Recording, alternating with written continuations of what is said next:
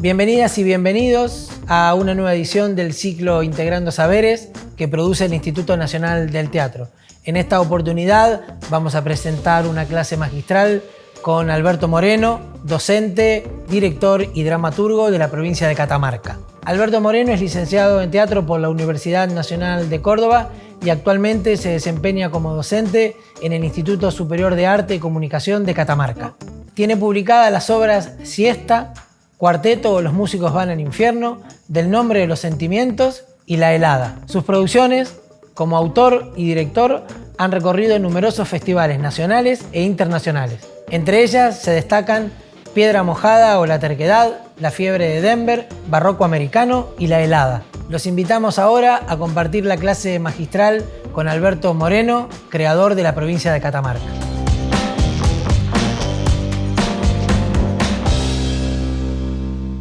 En el marco de este ciclo denominado Integrando Saberes, que está producido por el Instituto Nacional del Teatro, hemos organizado este encuentro que hemos denominado Aproximaciones a los dispositivos de organización temporal en la dramaturgia. Antes de empezar, me gustaría agradecer al Instituto Nacional del Teatro esta posibilidad que nos brinda de poder compartir una serie de reflexiones y líneas de trabajo en torno a un tema muy específico, como es el de el tiempo en la dramaturgia. Más que una clase magistral, lo que vamos a proponer son una serie de conceptos, reflexiones y algunas líneas de trabajo que hemos venido emprendiendo ya hace algunos años con el grupo La Corredera de Catamarca, y más específicamente con algunas obras como La Noche del Cabrito o La Sirena Varada, Barroco Americano, La Fiebre de Denver, La helada o El Banquete de los Sobrevivientes. Hemos organizado este encuentro en 4 momentos. En el primer momento vamos a intentar trabajar algunas consideraciones muy generales sobre el tiempo y su relación con la dramaturgia.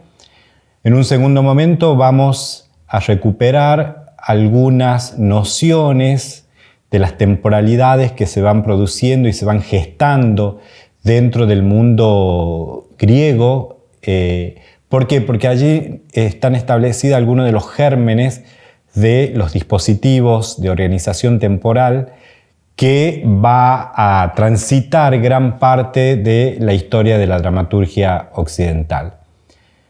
Una vez planteado eso, vamos a trabajar otro momento con los dispositivos de organización temporal propuestos como diagramas y también a modo de hipótesis para finalmente hacer algunas consideraciones sobre el valor heurístico de los dispositivos y también cómo los dispositivos van funcionando dentro del campo de la dramaturgia, no solamente en la producción, sino también en la recepción.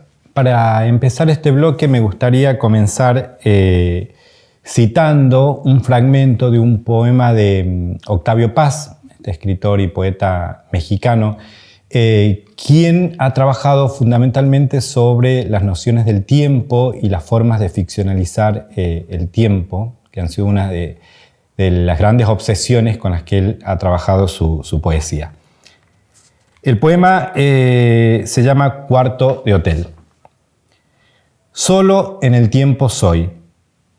Solo soy tiempo, una imagen que huye de sí misma y está más lejos mientras más se acerca. Soy un llegar a ser que nunca llega. Lo que fui ayer, las nubes, la muchacha y en un recodo de cualquier momento la no invitada sombra de la muerte. No fue, no llegó a ser, no será nunca. Ayer está pasando todavía y nunca acaba y nunca llega. Después del tiempo, pienso, está la muerte, y allí seré por fin, aunque no sea. Mas no hay después ni hay antes, y la muerte no nos espera al fin. Está en nosotros y va muriendo a sorbos con nosotros.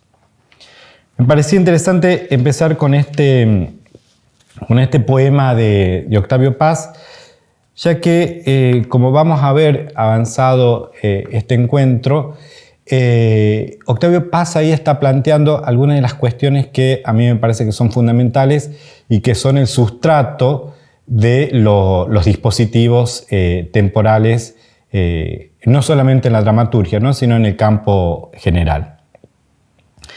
Entre los múltiples y complejos factores que intervienen en el hecho teatral, nos encontramos justamente con la noción del tiempo como uno de los factores fundamentales para eso.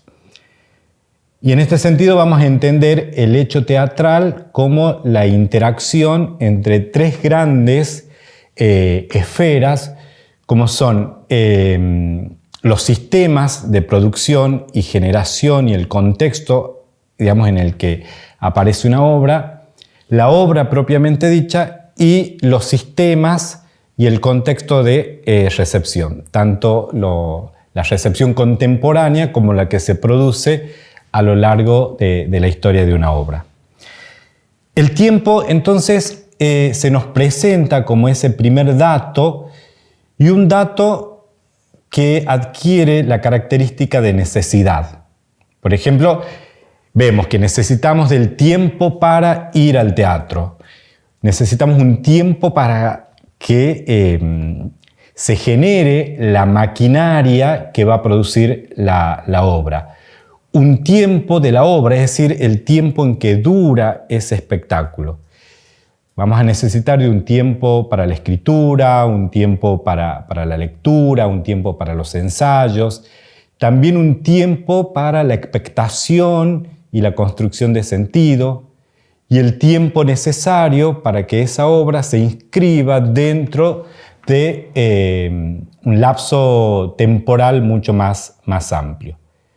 Y también el tiempo que se representa o se presenta en la obra como ficción, que es justamente el tiempo que nos va a interesar. Uno de los grandes maestros de la dramaturgia argentina contemporánea, como lo es Mauricio Cartún, sostiene que el teatro es el arte del tiempo.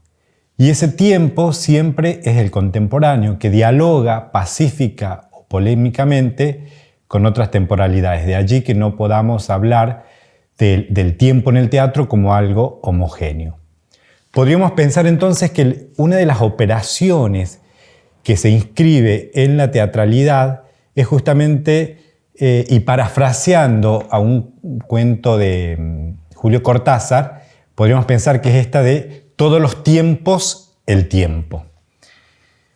Las grandes esferas de la creatividad ideológica, como le gusta denominar a Mikhail Bakhtin, que son el arte, la ciencia, la filosofía y la religión, desde sus orígenes mismos han intentado conceptualizar, clasificar, medir la temporalidad. Pero parece ser que es una empresa demasiado utópica, puesto que el tiempo se escapa todo el tiempo. No se deja aprender como una totalidad. Entonces nos encontramos aquí con una de las primeras paradojas que nos interesan para poder pensar los dispositivos. Y que es justamente esta relación que se establece entre el tiempo como abstracción, pero que para poder tener entidad necesita de algo concreto. Entonces, nosotros podemos ver que en el teatro el tiempo se presenta a partir de fechas, el vestuario, objetos, modos de interacción comunicativa entre los personajes. Entonces, aquí es donde nos gusta pensar esta idea del tiempo como una vinculación con lo espacial. Mikhail Bakhtin, como mencionaba anteriormente, diseña un concepto donde imbrinca el espacio con el tiempo, ¿no? Él llama este concepto cronotopo. La misma palabra ya nos está indicando la unión entre cronos, tiempo, y topo, espacio. Él dice que el tiempo humano solo es posible de manifestarse sobre una espacialidad. Estas operaciones de imbricación entre tiempo y espacio son las que terminan definiendo argumentos, temas, modo de comportarse de los personajes, también las formas lingüísticas, entre muchos otros factores.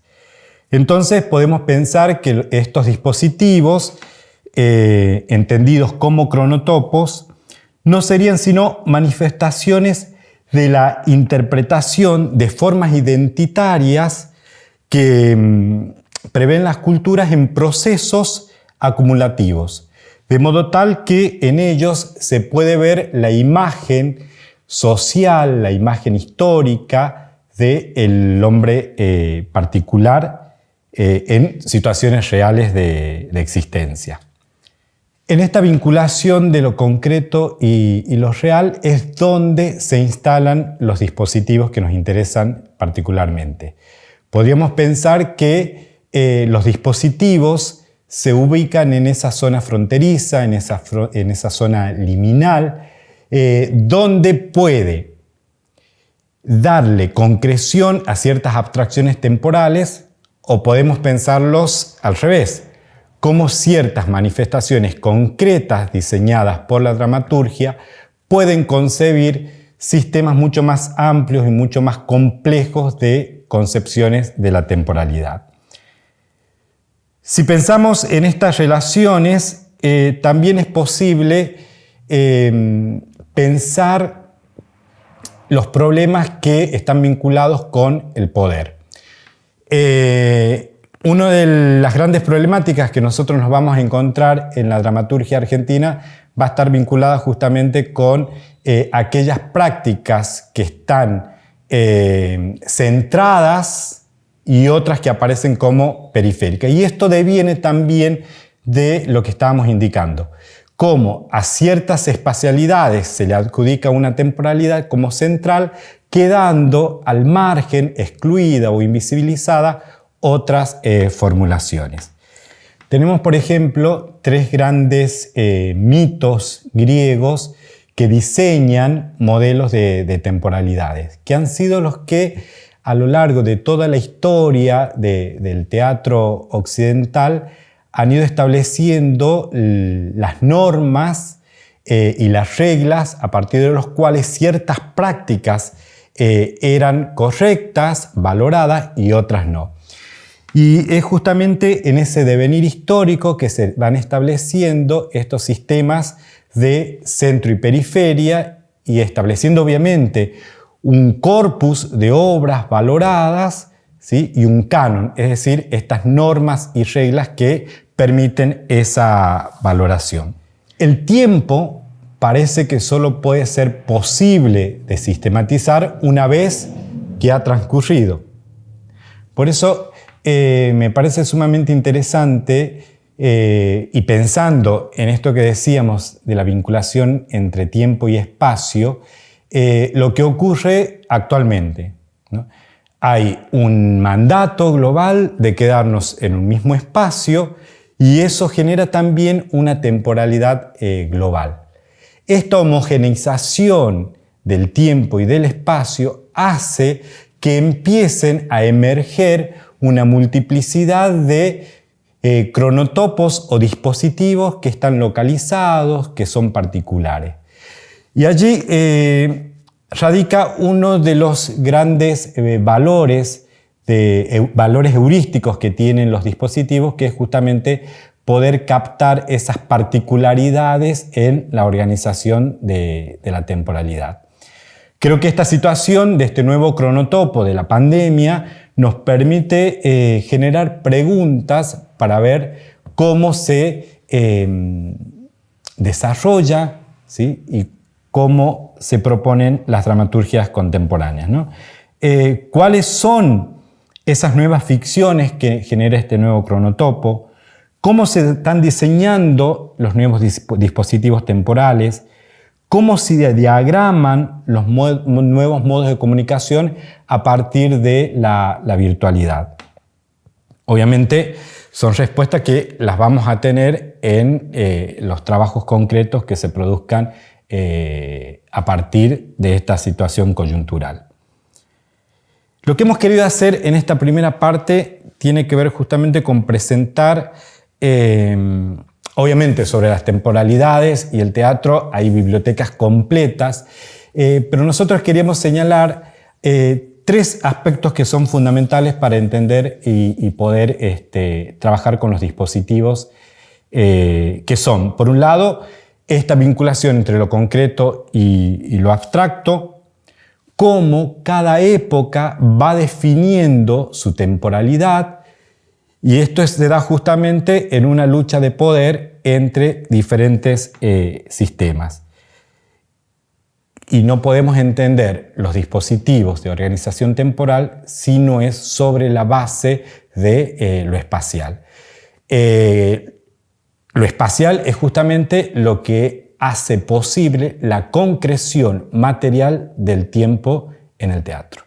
En este segundo momento vamos a intentar reseñar muy brevemente las concepciones de las temporalidades que fueron diseñadas de manera germinal en el mundo antiguo griego.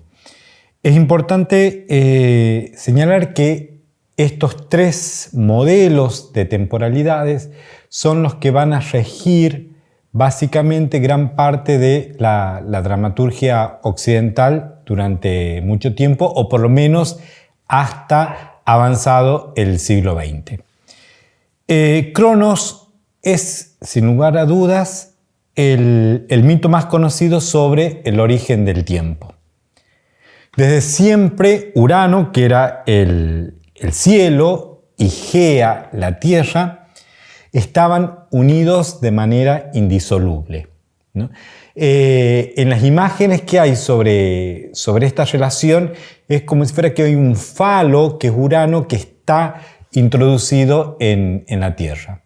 Uno de sus hijos, que es Cronos, a partir de un mandato de la madre Gea, hace que lo castre, ¿no? Esta acción nuclear de la castración es lo que permite que se separe Geo y Urano, y permite la germinación, la creación de todo lo existente, incluso de los seres humanos. Cronos, que pertenece a esta primera generación de titanes, vive atormentado justamente por una predicción que dice que será matado por uno de sus hijos. Entonces, cada vez que nacía uno de ellos, ¿qué es lo que hacía Cronos? Los devoraba, los comía, para poder mantener su poder. Cronos es considerado el dios del tiempo humano, de la organización de la vida, de las estaciones, el calendario, y es un dios que, para poder conservar su eternidad, mata. En principio, tenemos dos elementos que nos interesan fuertemente de este mito para poder pensar el diseño de los dispositivos temporales. Por un lado, que la representación gráfica de esta temporalidad se da de un modo de una flecha, ¿no? Hay un inicio fundante, y en este caso una castración, y va hacia adelante sin posibilidad de retroceso. Para que pueda ser posible el avance es necesario ir matando para conservar la eternidad. Esa flecha que se acomoda al modelo de la razón es posible de ser medida, clasificada, ordenada, según un patrón ya definido, como decíamos que es el de la razón. Obviamente, esta va a ser la base sobre la cual Aristóteles formula en la poética la concepción de la organización del tiempo en la tragedia y la comedia, que eran los géneros fuerte al momento en que Aristóteles formula toda su poética. Esta noción de la temporalidad lineal que avanza indefinidamente hacia adelante sin posibilidad de retroceso es la que se va a consolidar con el cristianismo y posteriormente con la modernidad. Y en este sentido me gustaría citar a Giorgio Agamben cuando piensa esta temporalidad, y él dice: esta representación del tiempo como homogénea, rectilínea y vacía surge de la experiencia del trabajo industrial y es sancionada por la mecánica moderna que establece la primacía del movimiento rectilíneo uniforme con respecto a la forma circular. Obviamente podemos ver que acá se establece el canon de la forma de organización narrativa, no solamente en la dramaturgia, sino en muchos de los otros campos que trabajan con los discursos narrativos. José Luis Valenzuela, uno de los teóricos más interesantes del teatro argentino, sostiene que el modelo aristotélico planteado en la poética tiene otro formato alternativo, que es el planteado por el banquete de Platón. Él considera que en el banquete de Platón se establece toda una gramática y toda una dramaturgia muy interesante que produce variaciones al modelo canónico establecido por Aristóteles en la poética. El banquete tiene un diseño modélico de dramaturgia muy interesante y que tiene que ver con el convite a lo dionisíaco. Cuando nosotros revisamos el banquete de Platón y también los que formula Jenofonte, podríamos ver allí los principios de esta dramaturgia alternativa al modelo aristotélico. ¿Cómo se produce esta intromisión de lo dionisíaco en el modelo dramatúrgico griego? Y Valenzuela considera que se da a partir de las rupturas que se producen dentro de esa organización del banquete con la intromisión de los cantos, de las destrezas físicas, de la bebida, del vino como el elemento que va a generar una transformación en los cuerpos para poder llegar a esa palabra justa y a esa palabra bella. El logo aristotélico toma en el drama el conocido aspecto dado por la unidad de acción, por una tensión dramática expuesta, acumulada y resuelta en bases sucesivas de ordenamiento temporal.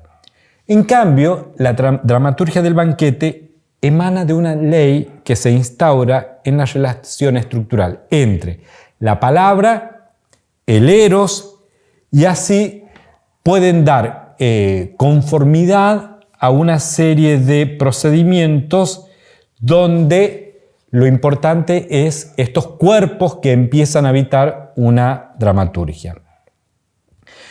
La dramaturgia del banquete nos ofrece entonces un par de variantes a la concepción aristotélica.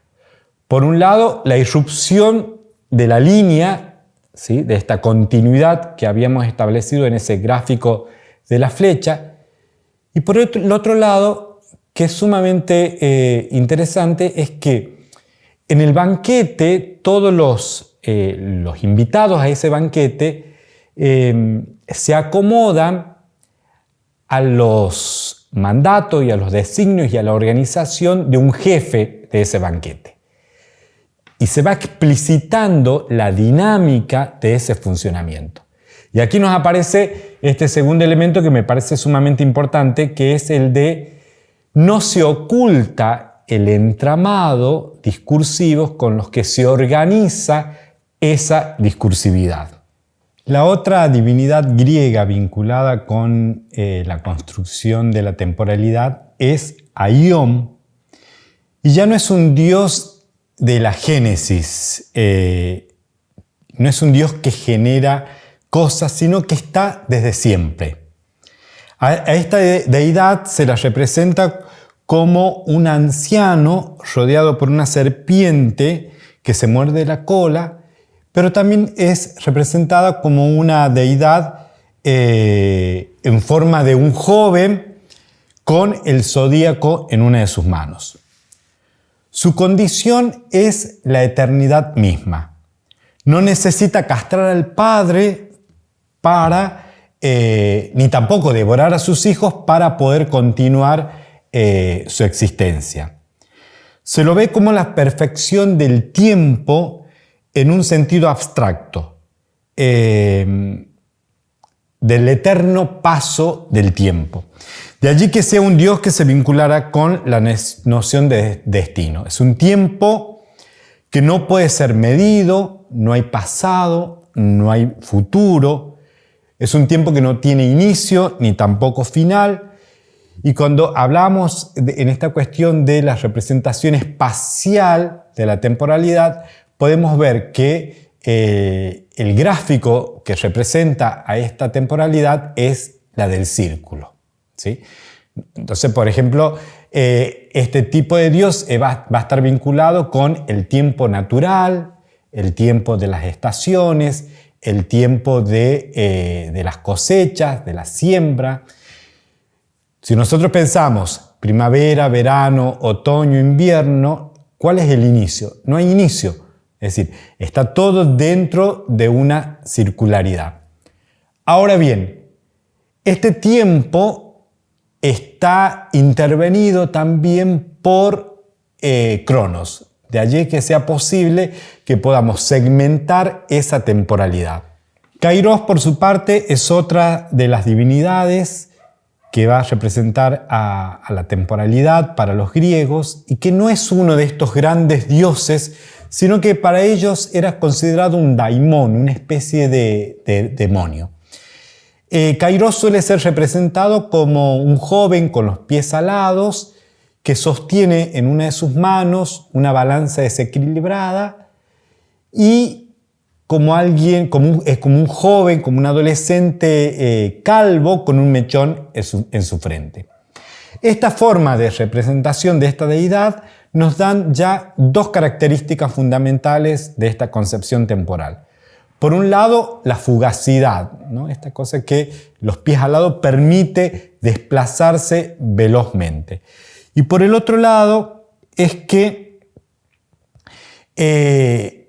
se nos escapará ese tiempo si no logramos tomarlo de ese único mechón que tiene sobre su frente.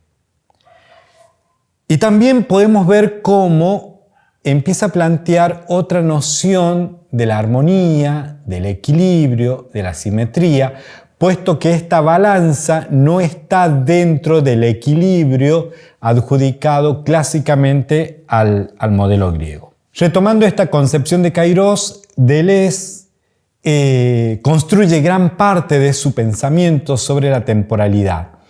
Y dice Deleuze sobre esta temporalidad, ¿no?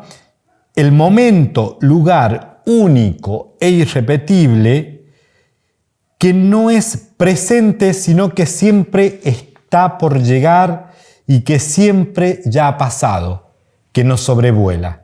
De allí también su carácter inestable y peligroso.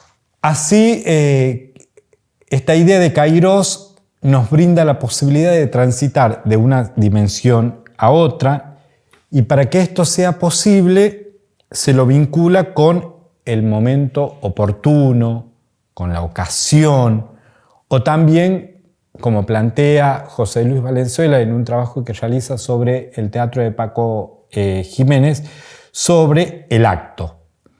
El acto es precisamente el que genera el acontecimiento, que es irrepetible, y se incrusta fuera del plano del significante, fuera de una gramática que define los sentidos. Pero el acto es tan poco antojadizo como el ataque de un instrumento musical en una improvisación de jazz.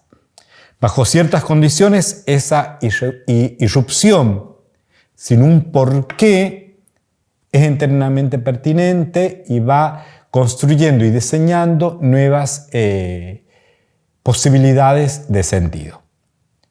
No hay en esta noción de la temporalidad la posibilidad de medición como la teníamos en el formato de Cronos, ni en su duración, ni en su saber cuándo comienza o termina esta temporalidad. Kairos entonces opera transgrediendo estas dos modalidades canónicas de la temporalidad, ¿no? La de la linealidad y la de la circularidad. Entonces podemos concluir con que Kairos es un modo de concebir la temporalidad muy vinculada a nuestra contemporaneidad, y donde cada manifestación concreta, cada acontecimiento, cada acto genera su propio dispositivo temporal. Llegamos entonces a este tercer momento en donde vamos a presentar los diagramas que se han diseñado sobre la temporalidad, y el primero es el que denominamos el dispositivo lineal, y el que está basado en esta concepción del tiempo instaurado por el mito de Cronos. Es aquel que lo podemos representar, como decíamos anteriormente, a partir de una flecha, donde tenemos un momento que es fundante, que da inicio a una trayectoria que avanza siempre hacia adelante sin posibilidad de retroceso. Esta linealidad se estructura sobre la razón y básicamente sobre esta dupla de causa y efecto, ¿no? Una sintaxis de causa y efecto. Ahora bien, en la dramaturgia lo que nosotros nos encontramos es en realidad un efecto de linealidad, puesto que en el transcurso de esa narración nosotros nos vamos a encontrar con dos operaciones que fueron muy estudiadas por la escuela narratológica francesa en base a la semiótica, donde puede ver que hay ciertos acontecimientos que están presentes en el relato que en realidad nos remiten a algo pasado, lo que esta semiótica francesa denomina analepsis, o bien encontrar una operación inversa. Ciertos acontecimientos que están presentados en este momento en el relato, a nivel de la historia, suceden ulteriormente. Estas dos alteraciones dentro de la linealidad están estructuradas sobre una base que produce justamente el efecto de linealidad. Este modelo de organización dramatúrgica de manera lineal tiene a lo largo de la historia una gran cantidad de variantes. Una de ellas es la que nosotros hemos denominado doble linealidad paralela. Entonces podemos ver así que se desarrollan dos historias, ¿sí?, que van paralelas y que nunca se juntan y que tienen en principio dos funcionamientos. Por un lado, una historia puede reforzar a la otra, o bien una historia puede dar un punto de vista diferente al de la otra. Claro ejemplo lo podemos encontrar en las obras de Chekhov, donde se trabaja una historia que está vinculada con el ámbito familiar, con el ámbito más íntimo, y al mismo tiempo corre en paralelo una historia general, una historia mucho más amplia que refuerza esa historia centrada en el ámbito de lo familiar. También podemos encontrar que esa doble linealidad tiene, por ejemplo, un punto de inicio que dispara la doble linealidad, pero que al final se juntan. O bien podemos encontrar una doble linealidad que establece en algunos momentos algunas conexiones, ¿sí? Como podemos ver en este formato, donde hay momentos en que esas dos historias tienen un punto en común y se van desplazando constantemente. Lo interesante de estas dos variantes del dispositivo lineal es que pueden poner en juego la disputa entre ambas historias, entre tejer un diálogo polémico o pacífico y poner en primer plano un punto de vista u otro. Y aquí es importante recordar que el punto de vista depende de la ubicación espacial en la que nos encontramos. La otra variante a este dispositivo lineal lo podemos encontrar en gran parte de las obras de William Shakespeare, a partir del cual se establece que desde un punto inicial narrativo se van desprendiendo diferentes historias aparentemente independientes, pero que al final vuelven a unirse en un punto. ¿Sí? De alguna manera, lo que nos va anticipando este modelo es el de las estructuras catastróficas que la vamos a encontrar en los dispositivos diagramáticos que se construyen en la contemporaneidad. Y aquí también podemos hacer un paréntesis proponiendo un modelo de diagramación de la temporalidad en relación con esto que denominamos variaciones en la extensión y la velocidad. Para ello vamos a recurrir a 4 estrategias narrativas que fueron propuestas por Gerard Genette, ¿no? Cuando Gerard Genette se pone a estudiar En busca del tiempo perdido de Proust, se establece que allí se encuentran todas las posibilidades de organización narrativa, por lo menos en la literatura de la época, y podemos ver que existen 3 grandes estrategias para trabajar justamente esta cuestión de la extensión y la velocidad. La primera estrategia es la del sumario, en donde el tiempo de la representación es menor al tiempo representado. Esta modalidad genera el efecto de velocidad y avance mucho más rápido de la historia. Entonces tendríamos como el esquema de que en el sumario el tiempo del relato es menor al tiempo de la historia. El otro procedimiento es el de la escena, donde el tiempo de la historia coincide con el tiempo del relato. Entonces lo podemos ver muy concretamente en los diálogos. Entonces, el tiempo de la duración del diálogo coincide con el tiempo que se está ficcionalizando. Y el otro recurso que va a estar muy vinculado con la generación de relatos morosos, mucho más lentos, es el de la pausa descriptiva. La pausa descriptiva básicamente va a estar relacionada con la suspensión, ¿sí?, del avance de las acciones. Digamos, hay un corte en el cual hay una descripción del espacio o una descripción de las sensaciones o sentimientos de los personajes o algunas digresiones del tipo filosóficas, científicas, que hacen que el avance de la temporalidad se rompa.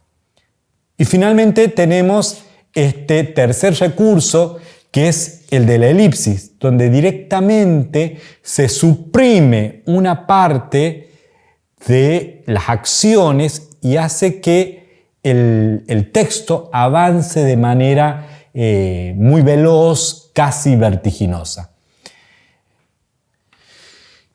Y finalmente,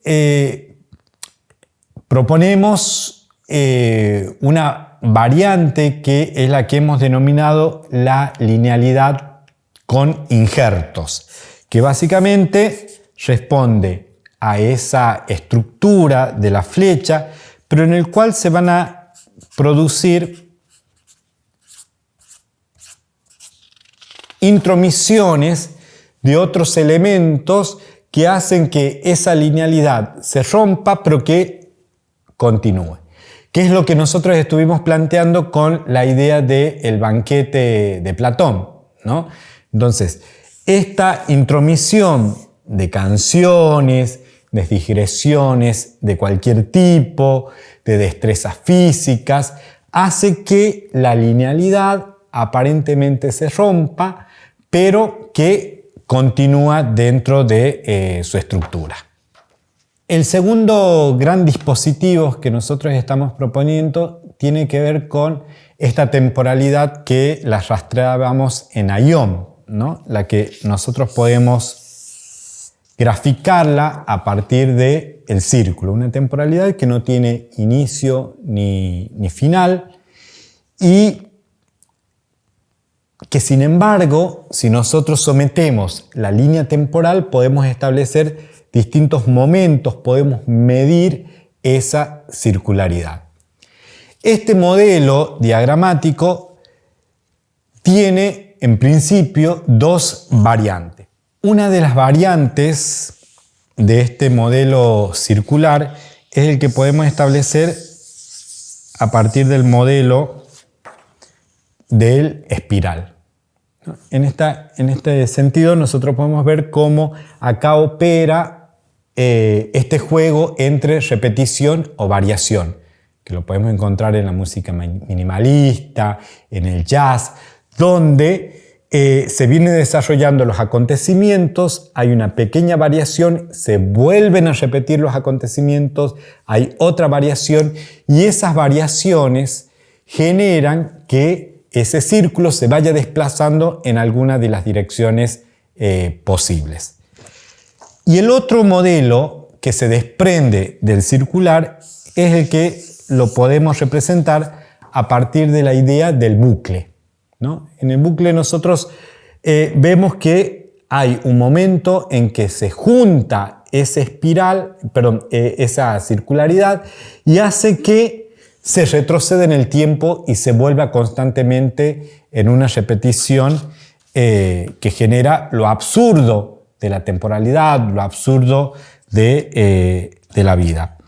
Esta iteración constante hace posible que podamos ver a estos sujetos atrapados en estos bucles. Podemos encontrar bucles que están cerrados eternamente o bucles que en algún momento rompen ese diagrama y producen un desenlace. Es interesante este dispositivo puesto que nos brinda la posibilidad de crear mundos paralelos, ¿no? Hay una obra narrativa muy interesante de Adolfo Bioy Casares que se llama La invención de Morel, donde podemos ver claramente cómo funciona esta idea del bucle. El tercer dispositivo que proponemos es el que hemos denominado fragmentado y se caracteriza justamente por la discontinuidad de los elementos que van definiendo la temporalidad. Esa discontinuidad es en función del tiempo cronológico y el orden aparentemente aleatorio de los distintos fragmentos vienen a pervertir esa linealidad cronológica clásica que habíamos hablado en relación con el primer diagrama. Decimos aparentemente aleatorios ya que esos fragmentos se unen según una lógica particular. Estos modelos son posibles de existir a partir de las vanguardias artísticas del siglo XX con tres grandes estrategias como son la del montaje. Pensemos fundamentalmente en el montaje que se empieza a desarrollar en el cine, la del ready-made ¿no?, este procedimiento y este concepto que propone Marcel Duchamp, ¿no?, de unir dos elementos que dentro de la lógica habitual no serían posibles de que estén unidos, y el de la intertextualidad, ¿no?, la unión de diferentes textos con diferentes procedencias en una misma totalidad. Decíamos que este modelo de lo fragmentado tiene por intención, por un lado, romper la idea de causa y efecto, y por el otro lado, demostrarnos la imposibilidad de trabajar con totalidades puestas como absolutos y como verdades. Este modelo fragmentado, en principio, nosotros podemos detectar dos variables. Por un lado, la variable que está sustentada sobre una línea cronológica, pero donde aparecen elipsis. ¿Qué quiere decir esto? Si bien nosotros nos encontramos con esa línea de cronos, lo que se produce es una eliminación de ciertos fragmentos, lo que ocasiona que esa estructura aparezca extraña, ¿sí?, justamente porque hay ciertas partes que le faltan. Lo que nos obliga a nosotros como espectadores a tener una actividad mucho más lúdica, más activa, para ir completando y rellenando eso que no está presente en esa linealidad. Y la otra es la fragmentación por discontinuidad, y ya no responde a una lógica de continuidad temporal, sino que cada fragmento tiene su propia temporalidad y su unión con otro fragmento responde a lógicas diferentes, como la que nosotros podemos encontrar en el collage, en el ready-made y en la intertextualidad. ¿Cuál es la función de la fragmentación? La fragmentación tiene como fundamento político cuestionar el mundo en su supuesta organización canónica y que responde a una clase que ostenta el poder, a la vez que cuestiona las formas de concebir el tiempo, la escritura y los modos de representación. Podemos nosotros pensar que los gestos de la fragmentación permiten la irrupción de ciertas voces que antiguamente estaban excluidas, estaban desacreditadas o invisibilizadas, y de alguna manera el gesto de la vanguardia a partir de la fragmentación tiene que ver con una democratización del arte y rompe con la idea de obra terminada, de obra cerrada y acabada. Finalmente nos encontramos con los dispositivos que podríamos denominarlos complejos o estallados.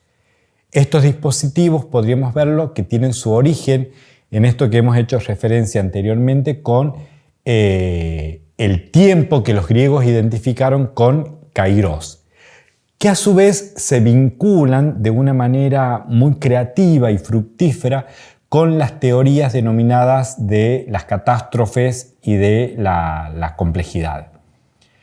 No se trata de dispositivos desordenados, como uno podría pensarlo en una primera instancia, sino que tienen un orden mucho más complejo, más parecido a las hipótesis que contemporáneamente nos hacemos en relación con lo real.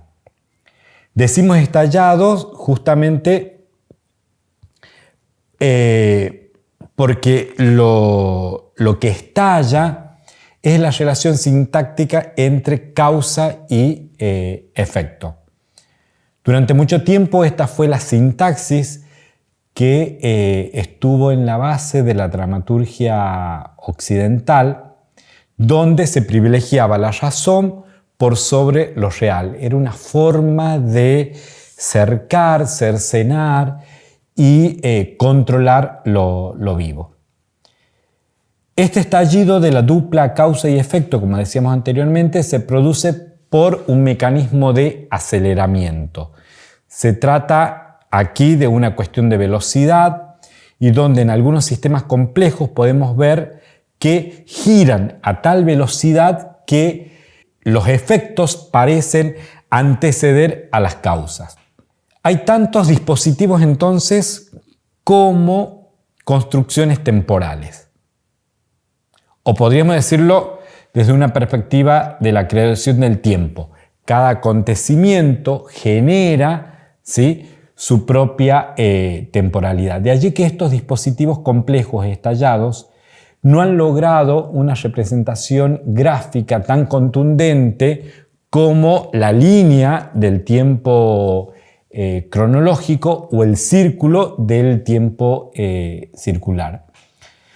Lo interesante es que no se diagraman como una suerte de aplicación de esos modelos científicos, sino que juegan, experimentan con la percepción de las temporalidades contemporáneas, y al no tener el mandato constatativo propio de la ciencia, hace que la dramaturgia en particular pueda iluminar zonas, generar preguntas, construir saberes que se adelantan a la ciencia. Finalmente podemos decir que estos dispositivos vienen a poner en primer plano lo que decíamos en relación con lo planteado por Khartoum, que el teatro es un arte que todo el tiempo está manipulando, está construyendo y está definiendo el tiempo, y en tanto indagación, en tanto exploración, juego y experimentación, podemos ver que de allí surgen los grandes interrogantes contemporáneos ligados con la memoria, la identidad, las nuevas formas de vinculación del espacio y el tiempo, y obviamente en los modos de representarlas que puedan dar cuenta de lo vivo y de lo real. Finalmente, para ir cerrando este balbuceo en torno a la temporalidad y al teatro y al diseño de los dispositivos de organización temporal en la dramaturgia, quiero citar el concepto que nos da Deleuze acerca de los dispositivos cuando él dice: cada dispositivo tiene su régimen de luz, la manera en que ésta cae, se esfuma, se difunde, al distribuir lo visible y lo invisible, al hacer nacer o desaparecer el objeto que no existe sin ella. Los dispositivos tienen, pues, como componentes líneas de visibilidad, de enunciación, líneas de fuerza, líneas de subjetividad, líneas de ruptura, de fisura, de fractura, que se entrecruzan y se mezclan mientras unas suscitan a otras a través de variaciones o hasta mutaciones de disposiciones. En todo dispositivo debemos desenmarañar y distinguir las líneas del pasado reciente y la parte de la actual, la parte de la historia, la parte del acontecer, la parte de la analítica y la parte del diagnóstico. Y en este sentido, nosotros empezábamos este encuentro con un texto de Octavio Paz, y ahora podemos pensar que ese poema de Octavio Paz puede responder a la pregunta: ¿qué hay detrás de un dispositivo de organización de la temporalidad? Y cito los últimos versos de ese poema. Después del tiempo, pienso, está la muerte, y allí será por fin, aunque no sea. Mas no hay después ni hay antes, y la muerte no nos espera al fin. Está en nosotros y va muriendo a sorbos con nosotros. Creo que los dispositivos temporales lo que están intentando en última instancia es poner una red sobre la muerte. Y esa red es una red festiva porque es la red del teatro. Esperemos que a partir de estas líneas que hemos trabajado, hacer una apertura al diálogo, que hay esta instancia de generar comentarios, preguntas, para que podamos continuar la charla. Muchas gracias.